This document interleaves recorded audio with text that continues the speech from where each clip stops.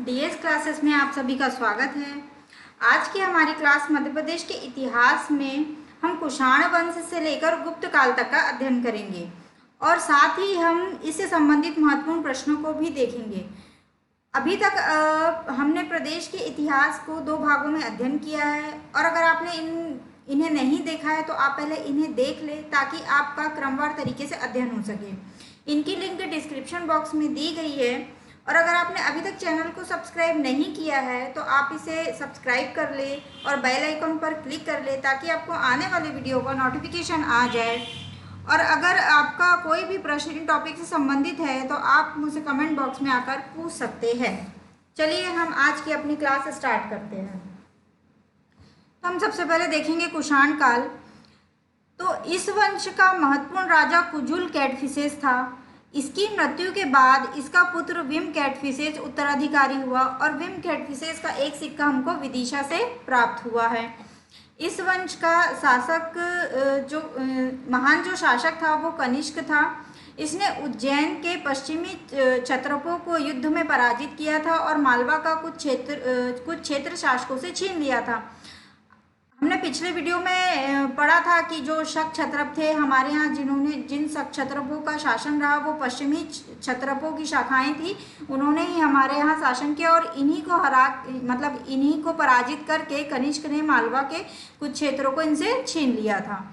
शहडोल से कुषाण शासकों के 757 सिक्के प्राप्त हुए हैं, जिनमें से 324 सिक्के कनिष्क प्रथम के हैं और कनिष्क प्रथम था वो विट कैडफिसेस का उत्तराधिकारी था। इनके जो सिक्के हमको कुषाणों के जो सिक्के मिले हैं वो हमको शहडोल से मिले हैं, जिसमें से हमको 324 सिक्के जो है वो कनिष्क प्रथम के और इनके द्वारा 78 ईस्वी में शक संवत का प्रारंभ भी किया गया था। कनिष्क के सिक्के हमको मध्य प्रदेश में झाजापुरी, शहडोल और हरदा से प्राप्त हुए हैं। जो कनिष्क द्वितीय और कनिष्क तृतीय है इसका एक सिक्का हमको होशंगाबाद से प्राप्त हुआ है।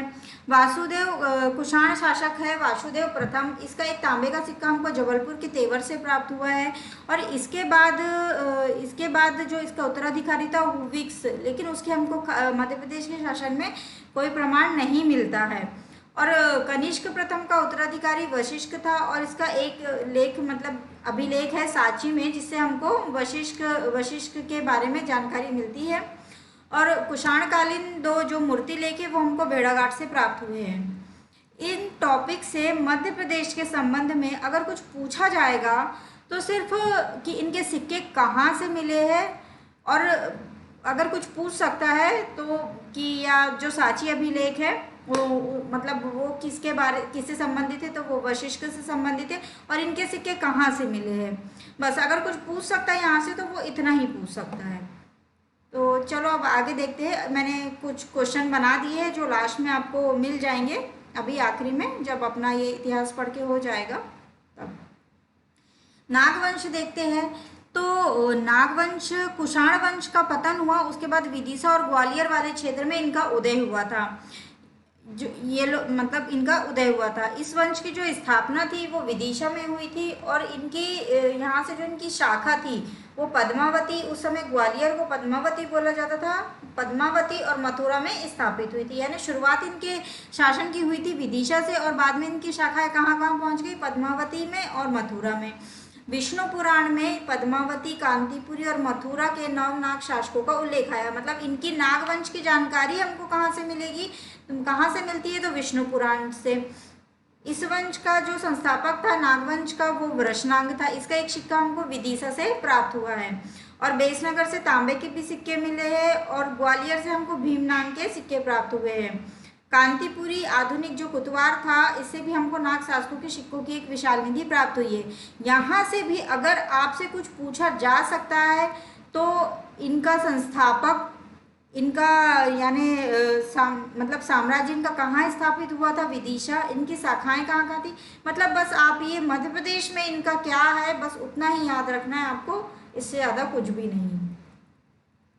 बोधि और मगवंश के बारे में जब हम देखेंगे तो इसका जो बोधि वंश था वो जबलपुर वाले क्षेत्र में था और जो ये मगवंश था वो बघेलखंड के क्षेत्र में था।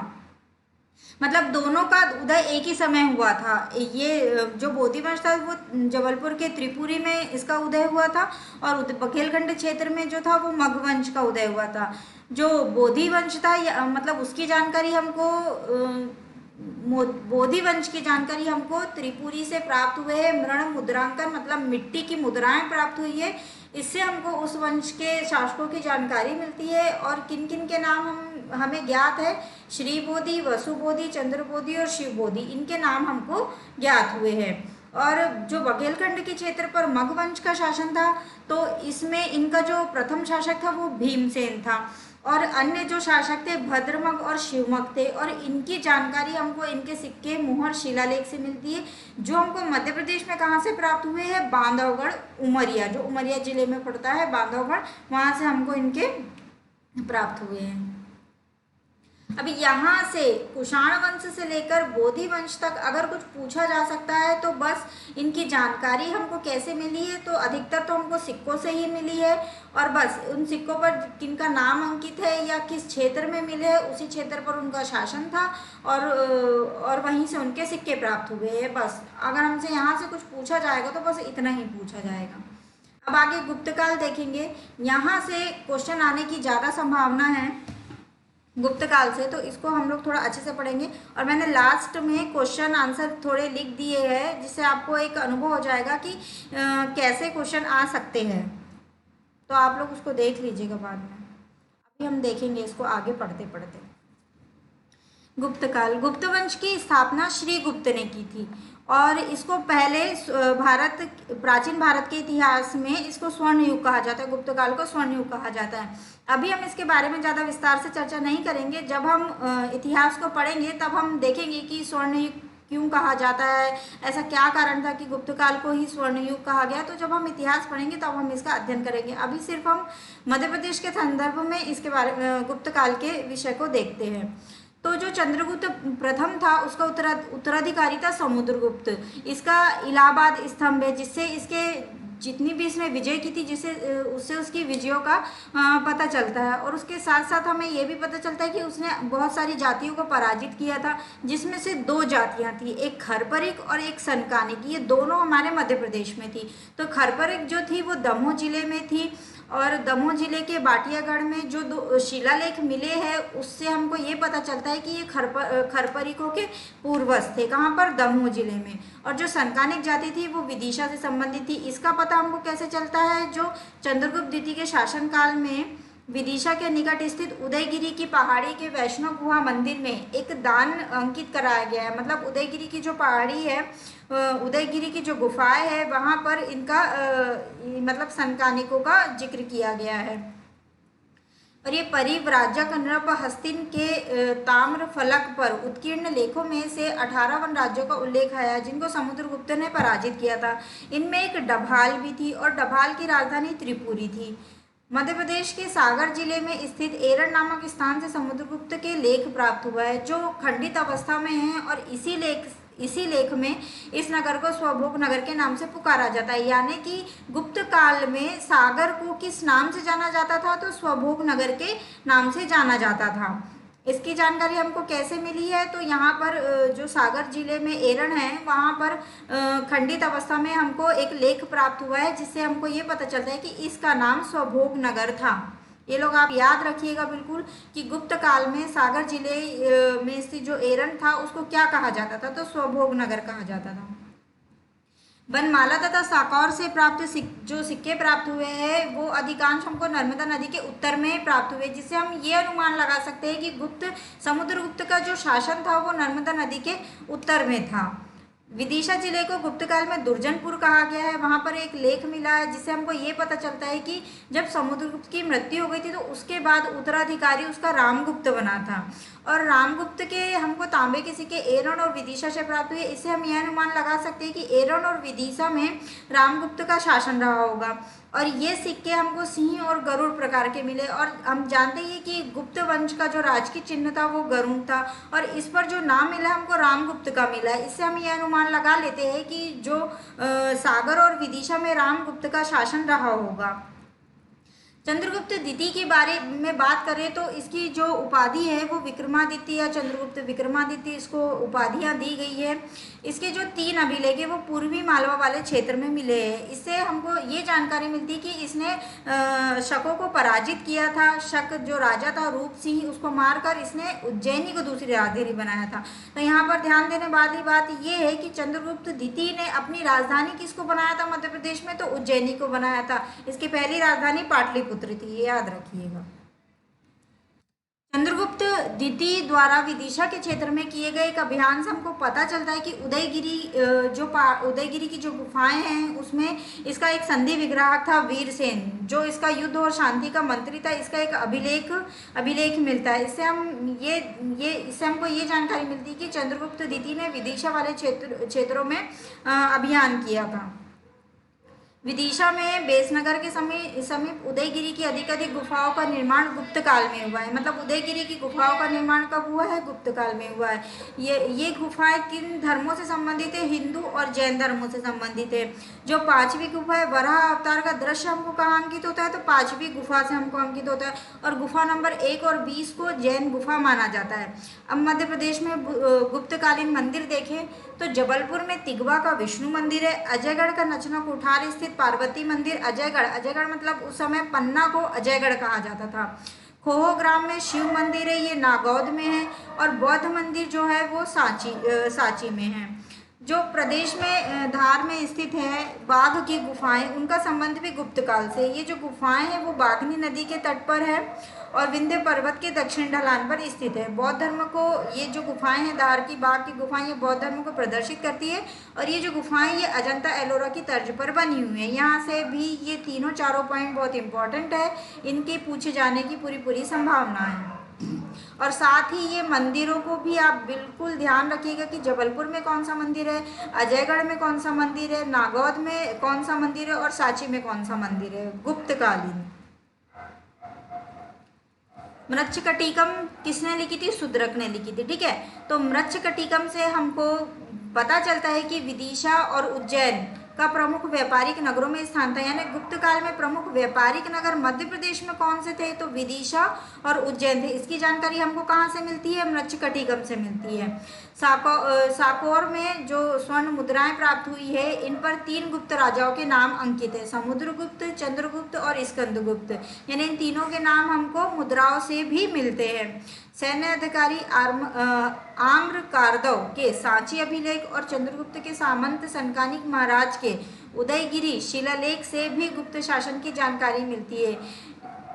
चंद्रगुप्त द्वितीय को उज्जैन और पाटलिपुत्र का स्वामी कहा गया है। उज्जैन और पाटलिपुत्र का स्वामी किसे कहा गया है, तो चंद्रगुप्त द्वितीय को कहा गया। हमने अभी पीछे ही पढ़ के आया था कि चंद्रगुप्त ने मध्य प्रदेश में दूसरी राजधानी उज्जैनी को बनाई थी, शकों को हराकर, और पहली राजधानी इसकी पाटलिपुत्र में थी, इसलिए इसको ये दोनों क्षेत्रों का स्वामी कहा गया है। अब इनके अभिलेखों की तरफ देखें तो जो मंदसौर का अभिलेख है ये एक प्रशस्ति के रूप में है और इसकी रचना विद्वान वत्स भट्टी ने की थी। मंदसौर के अभिलेख की रचना विद्वान वत्स भट्टी ने की थी। ये संस्कृत भाषा में लिखा हुआ है। यहाँ से सूर्य मंदिर के निर्माण का हमको उल्लेख मिलता है। इसमें किसका हमको जिक्र मिलता है, बंधु वर्मा का। यानी मंदसौर अभिलेख से हमको ये पता चलता है कि इस क्षेत्र में गुप्त काल में मतलब इस समय बंधु वर्मा का गुप्तों के समय मंदसौर वाले क्षेत्र में बंधु वर्मा का शासन था। तुमैन अभिलेख है जो ये गुना जिले में स्थित है। इनमें से जो राजा कुमार गुप्त है उसको शरतकालीन सूर्य की भांति बताया गया है। तुमैन अभिलेख में जो कुमार गुप्त राजा था उसको शरतकालीन सूर्य की भांति बताया गया है। इस अभिलेख के अनुसार कुमार गुप्त की मृत्यु के बाद गुप्त साम्राज्य की बागडोर उसके पुत्र स्कंदगुप्त के हाथों में आ गई थी। यानी तुमैन अभिलेख से हमको क्या पता चलता है कि गुना वाले क्षेत्र में कुमार गुप्त सक्रिय था। उसकी मृत्यु के बाद जो साम्राज्य था वो स्कंदगुप्त के हाथों में आ गया था। सूपिया अभिलेख है ये रीवा जिले में है और इसमें गुप्तों की वंशावली गुप्तकालीन घटोत्कच के समय से मिलती है। यानी कि जो सूपिया अभिलेख है रीवा में, वहाँ पर जो इस अभिलेख में जो गुप्त शासक था घटोत्कच, उसके बाद की जो वंशावली है हमको वो समझ में आती है कि किन किन का शासन रहा था। एरण अभिलेख सागर जिले में स्थित है। इसको मैंने पीछे ही पढ़ाया था अभी कि इसको स्वभोग नगर के नाम से जाना जाता था और ये हुणों की उपस्थिति को दर्शाता है। मतलब कि एरण अभिलेख से हमको ये पता चलता है कि मतलब हुण भारत में आए थे। और इसके अतिरिक्त तो तोरमाड़ की वराह प्रतिमा और मिहिरपुर का ग्वालियर अभिलेख भी हमको हुणों की उपस्थिति दर्शाता है। सांची का अभिलेख देखें तो इसमें हरि स्वामिनी द्वारा, सांची को हमने पहले भी पढ़ा था मौर्य काल के समय कि सांची को गुप्त काल तक काकनाद बोट कहा गया है। यहाँ पर जो अभिलेख मिला है, गुप्तकालीन जो अभिलेख मिला है, उसमें हरि स्वामिनी द्वारा वहाँ जो आर्य संघ स्थित था उनको दान दिए जाने का उल्लेख है। तो यहाँ से इन अभिलेखों, ये जितने भी 5 अभिलेख है, 5 है ना, 1 2 3 4 5, ये पांचों अभिलेखों को आप लोग बहुत अच्छे से याद रखना। किस अभिलेख से किस शासक की जानकारी मिलती है ये जरूर याद रखना। इन पांचों अभिलेख के साथ साथ ये जो मैंने कुछ महत्वपूर्ण प्रश्न लिखे हैं इनको भी आपको याद रखना है। इस तरीके से प्रश्न यहाँ से पूछे जा सकते हैं। तो जैसे पहला प्रश्न हम देखें कि कुषाण शासकों के सिक्के हमको मध्य प्रदेश में कहाँ से प्राप्त हुए, तो शहडोल, झाजापुरी और हरदा। कुषाण वंश का शासक था वासुदेव प्रथम, इसका सिक्का हमको मिला है जबलपुर तेवर से। कुषाण शासक वशिष्ठ का अभिलेख हमको सांची से मिला है। इस तरीके से आपको क्वेश्चन आ सकते हैं, आप लोग बहुत अच्छे से इनका अध्ययन करिएगा। नागवंश की जानकारी हमको विष्णु पुराण से प्राप्त होती है और जो नागवंश का वृषनांग का सिक्का हमको विदिशा से प्राप्त हुआ है। मगध शासकों की जानकारी हमको बांधवगढ़, अभी हमने देखा था बोधी और मगवंश। बोधी जो वंश था वो जबलपुर की त्रिपुरी में था। मगवंश जो ये बुंदेलखंड वाले क्षेत्र में था, वहाँ पे जो इनकी जानकारी हमको मिली है वो बांधवगढ़ उमरिया से मिली है। समुद्रगुप्त द्वारा पराजित जो जनजाति थी, हमने देखा था इलाहाबाद स्तंभ लेख से हमको समुद्रगुप्त द्वारा जिसने अनेक जनजातियों को पराजित किया था, उसमें से खरपरिक और सनकानिक ये 2 जनजातियां थी जो मध्य प्रदेश से संबंधित थी। खरपरिक को देखा था हमने कि ये दमोह में है और सनकानिक को देखा था हमने कि ये विदिशा में है। ठीक है, फिर आगे और जैसे प्रश्न इस तरीके से बन सकते हैं कि गुप्त काल में स्वभोग नगर के नाम से किसको जाना जाता था, तो सागर एरण को अभी हमने पढ़ के आया कि सागर एरण को स्वभोग नगर के नाम से जाना जाता था। समुद्रगुप्त यहाँ पे आया था, रुका था, ये सारी चीज़ें हमने देखी है।